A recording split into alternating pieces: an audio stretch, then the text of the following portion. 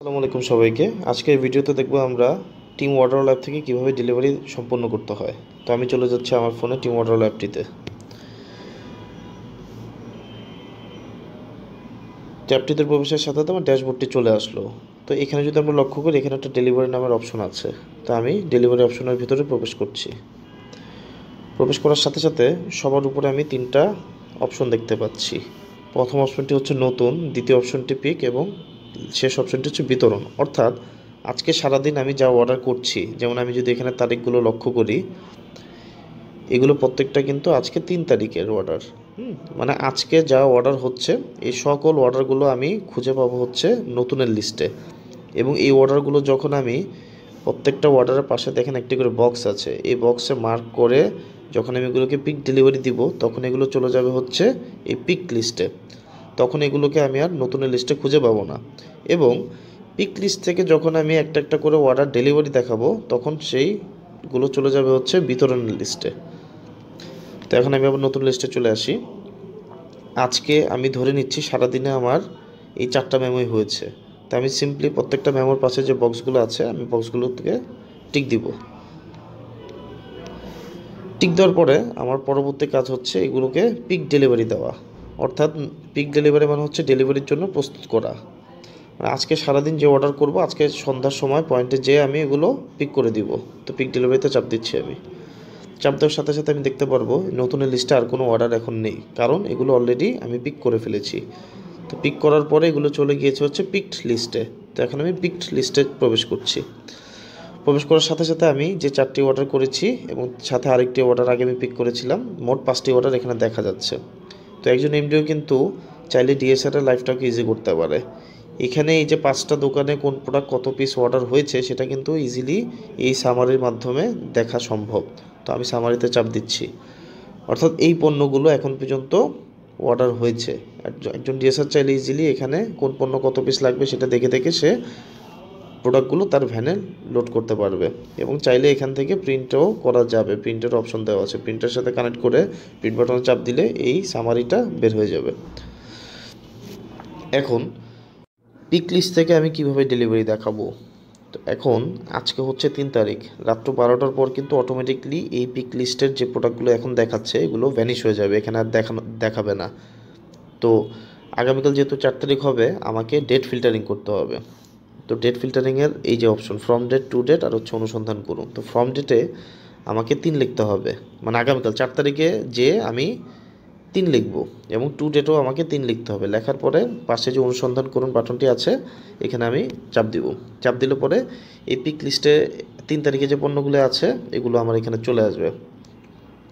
অর্থাৎ আমি যদি আর একটু ক্লিয়ার করে দেখাই, পিক লিস্টে আজকে তো 3 তারিখ, 3 তারিখের পিক লিস্টে কি আমি 2 তারিখের কোনো পণ্য দেখতে পাচ্ছি না।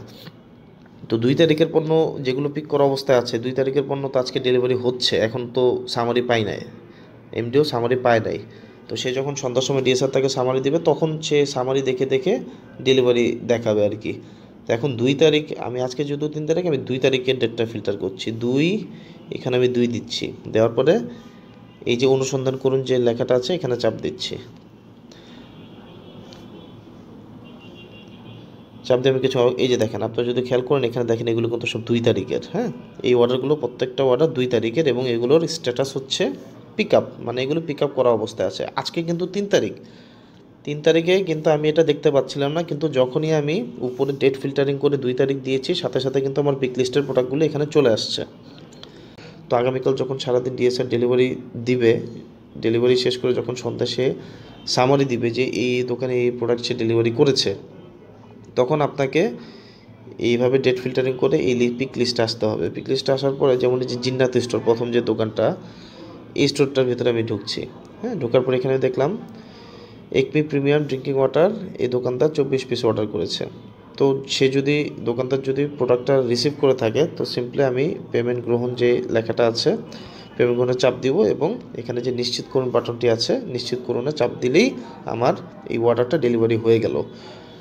এখন এখানে আরও বেশ কিছু কন্ডিশন হতে পারে, যেমন জামাল স্টোর আমাকে সরিষার তেল এবং ড্রাই কেক অর্ডার করেছে। এখন ডিএসআর যখন গিয়েছে, জামাল সাহেব বলছে যে না ভাই, আমি সরিষার তেলটা রাখবো না, আমি শুধু ড্রাই কেক রাখবো। তো সেক্ষেত্রে কী করব। ডিএসআর শুধুমাত্র ড্রাই কেক রেখে সরিষার তেল ব্যাক নিয়ে আসছে। এখন ডিএসআরের সামারি দেখে একজন এমডিও যেটা করবে সেটা হচ্ছে এখানে যে প্যাকেজের তথ্যের পাশে একটা এডিট বাটন আছে, সেই এডিট বাটনে চাপ দিবে। চাপ দেওয়ার পরে দোকানদার যেহেতু সরিষার তেল রাখেই নাই, তাহলে এই যে বাম দিকে যে একটা বক্স আছে, এই বক্সের ভিতরে টিকটা উঠিয়ে দিতে হবে। তাহলে শুধুমাত্র এখন যদি আমি পেমেন্ট গ্রহণে যাই, শুধুমাত্র ড্রাই কেকের যে টাকার অ্যামাউন্টটা শুধু সেটাই আসবে। আমি সিম্পলি এখানে নিশ্চিতকরণে চাপ দিলেই কিন্তু আমার শুধুমাত্র ড্রাই কেকটা ডেলিভারি হয়ে যাবে এবং সরিষার তেলটা পুনরায় আমার স্টকে ফিরে আসবে।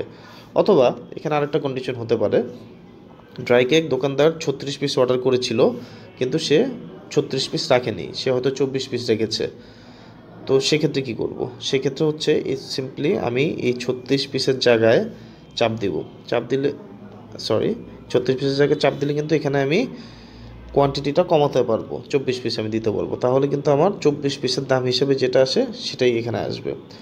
তো যদি সব কিছু ঠিকঠাক থাকে, আমি নিশ্চিত কোন বাটনে চাপ দিলেই আমার এই অর্ডারটা কিন্তু ডেলিভারি হয়ে যাবে। তা আমি ব্যাক বাটনে দিয়ে দিচ্ছি। এবং আরেকটা আমি দেখাই, যেমন ভাই ভাই স্টোর, এই দোকানদার টমেটো কেচাপ এবং সরিষার তেল অর্ডার করেছিল। তো সামহাও হয়তো দোকানটা ডিএসএল যখন ডেলিভারি দিতে গিয়েছে দোকানটা বন্ধ ছিল, অথবা দোকানদার প্রোডাক্টটা রিসিভ করেনি। সেক্ষেত্রে আমাকে কিন্তু অবশ্যই এখানে সবার কোনায় যে ডিলিট বাটনটা আছে, এখানে চাপ দিয়ে প্রোডাক্টটা ইনভয়েসটা ডিলিট করে দিতে হবে। তো ডিলিট করার সিস্টেমটা হচ্ছে, ডিলিট বাটন চাপ দেওয়ার পরে এখানে নিচে একটা অপশন আছে ডিলিট, এই ডিলিটে চাপ দিলে কিন্তু ইনভয়েসটা ডিলিট হয়ে যাবে। ইনভয়েসটা কিন্তু যদি ডেলিভারি না হয় আমাকে অবশ্যই ডিলিট করতে হবে, অন্যথায় এই স্টকটা কিন্তু আমার অ্যাপের স্টক থেকে বের হয়ে যাবে। পরবর্তীতে দেখা যাবে যে ডিস্ট্রিবিউটরের ফিজিক্যাল স্টকে পণ্য রয়ে যাওয়ার সত্ত্বেও অ্যাপে কোনো পণ্য দেখাচ্ছে না, যার কারণে অর্ডারও গ্রহণ করা যাবে না। তো এই হচ্ছে মোটামুটি ওভারঅল ডেলিভারি প্রসেস। এইভাবে একজন এমডিও ভাই খুব সহজেই অ্যাপের মাধ্যমে ডেলিভারি দেখাতে পারে। ধন্যবাদ সবাইকে।